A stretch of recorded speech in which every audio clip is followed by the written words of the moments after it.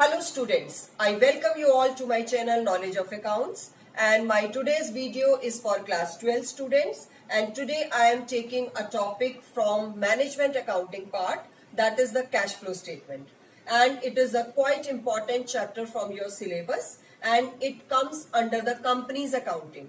Okay, as we were doing in our previous video, the partnership accounting, now I have taken a topic from company's accounting on the request of the students. So, students, cash flow statement. As from the name, it is very much clear, cash. It deals with the cash. But we record the cash transaction in the cash book on everyday basis, that you know. And in cash flow also, we are recording the inflows and outflows of cash. Okay, so what is the difference between the cash book and the cash flow statement? In cash book, we record the entries on daily basis, and all the receipts are recorded on debit side and payments on credit side. That is very much clear to you people. But cash flow statement is a statement which is prepared at the end to by taking the balance sheet of 2 years. Okay, by taking the balance sheet of 2 years, this statement is prepared, in which we show inflows and outflows of cash under different activities.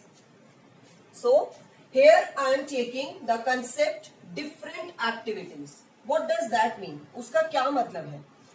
एक ऐसा statement जिसमें inflows and outflows show करते हैं. Cash statement है तो cash के अंदर inflow and outflow दोनों होते हैं. इनफ्लो मतलब जो कैश बिजनेस में आ रहा है, आउटफ्लो मतलब जो कैश बिजनेस से जा रहा है.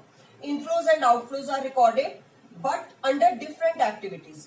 We categorise the inflows and outflows in different categories. हम उनको क्या कर देते हैं, अलग अलग कैटेगरीज में, अलग अलग एक्टिविटीज में डिफरेंशिएट या डिवाइड या क्लासिफाई कर देते हैं. Okay, so let's see what three activities are there.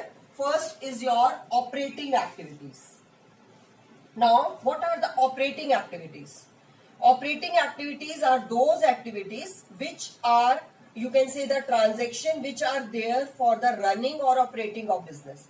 यानी जो बिजनेस को ऑपरेट करने में या चलाने में जो एक्टिविटीज की जाती हैं, ट्रांजेक्शन्स की जाती हैं, all those are recorded under this category, or we can say under the head of this activity.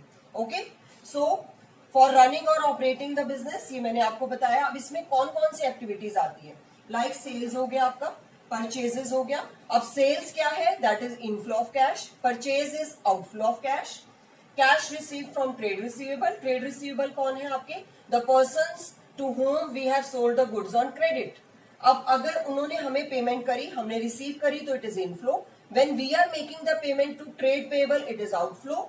And interest or commission received or any expenses paid, ये सब आपके, यानी जो आप ट्रेडिंग और प्रॉफिट एंड लॉस अकाउंट में दिखाते हैं, वो सारी आपकी कौन सी एक्टिविटीज है, ऑपरेटिंग. ओके, एक्सेप्ट फ्यू, उसमें से कुछ एक्टिविटीज ऐसी हैं जो नॉन ऑपरेटिंग होती है. ठीक है, now we come to the next part. Next activities का हेड क्या है आपका, इन्वेस्टिंग एक्टिविटी. अब एक तो हमने ऑपरेटिंग, यानी जो बिजनेस को रन करने में या चलाने में एक्टिविटीज होंगी, वो ऑपरेटिंग में आ गई. अब इन्वेस्टिंग कौन सी है, whatever investment is done in the business, यानी बिजनेस के अंदर जो भी investment, like purchase of fixed asset, sale of fixed asset, and we can say any non-current investment is purchased, any non-current investment is sold out, etc. Like sale, purchase of fixed asset, whether tangible or intangible. I think all are aware what are the tangible assets, like machinery, assets, etc. जो हम देख सकते हैं. Machinery हो गई, building हो गई, computer, furniture, etc.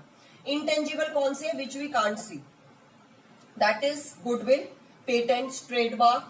Okay, ये सारे आपके intangible हैं.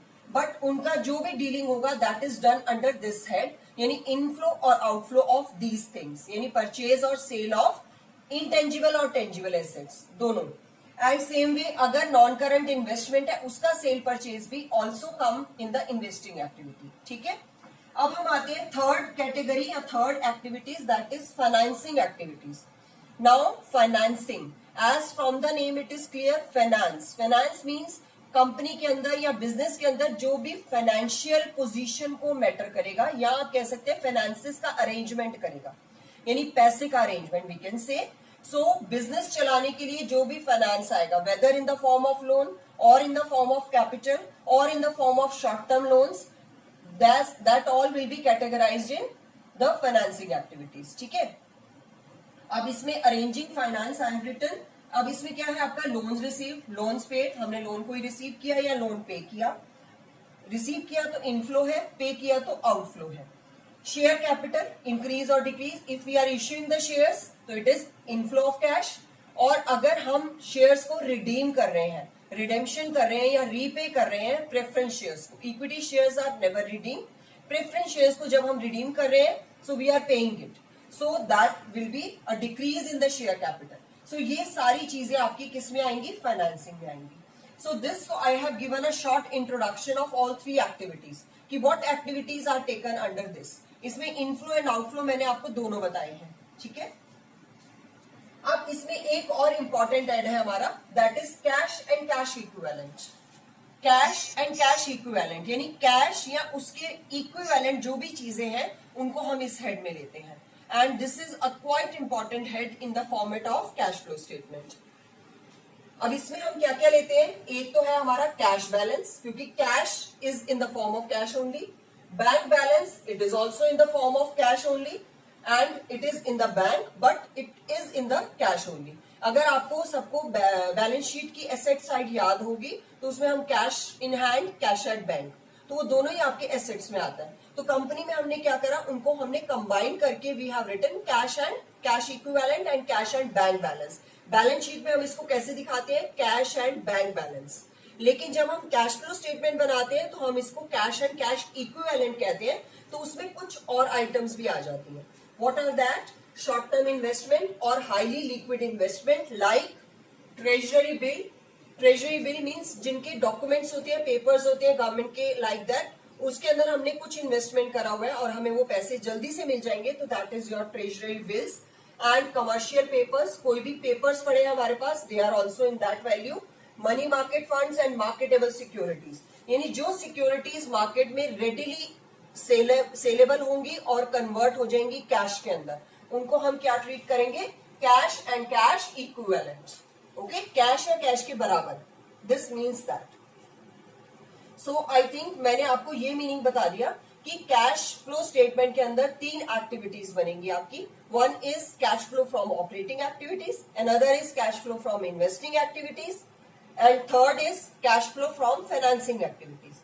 और एट द एंड आप क्या करते हैं, इन तीनों एक्टिविटीज का जो भी बैलेंस आता है उसको कैश एंड कैश इक्विवेलेंट के साथ ऐड और लेस करके बैलेंस निकालते हैं and automatically it tallies with the cash balance which is given in the balance sheet. Okay, so format we are going to discuss in my further videos and in that I will be taking one part every time and just revising it up कि आज what is the topic of today. Just see the balance sheet, इसको आप एक shortcut form से याद कर सकते हैं. Balance sheet is given to you. In that asset side अगर आप देखते हैं तो one is your non current assets और एक है आपका head current assets. Okay, so non current assets जो है ये आपका कहा जाएगा, इन्वेस्टिंग एक्टिविटीज के अंदर. ओके, यानी इनकी जो भी डीलिंग या ट्रीटमेंट या लेस और एड जो भी होगा that will be done in investing. और current assets and current liabilities ये किस में आ जाएंगी, ऑपरेटिंग के अंदर. ये आपके ऑपरेटिंग में आ जाएंगे, current assets and current liabilities. Okay, इनका इंक्रीज और डिक्रीज. ठीक है, अब आते हैं हम इक्विटी. इक्विटी का मतलब कैपिटल, क्योंकि हम कंपनी की बात कर रहे हैं तो कंपनी में कैपिटल को क्या कहा जाता है, इक्विटी और शेयर कैपिटल.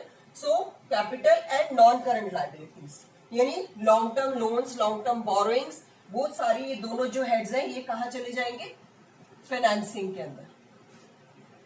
ओके, सो इसको आप बैलेंस शीट के उसके हिसाब से भी याद रख सकते हैं कि जितनी नॉन करंट एसेट्स है वो इन्वेस्टिंग में जाएंगी, जितनी आपकी non current liabilities and capital है वो आपकी फाइनेंसिंग में जाएगी. करंट एसेट्स और करंट लाइबिलिटीज को हम ऑपरेटिंग के अंडर में शो करते हैं as working capital changes. Okay, so I think मैंने कैश फ्लो का मीनिंग आप लोगों को समझा दिया है. Although complete format is quite important and I am going to discuss this in my further videos.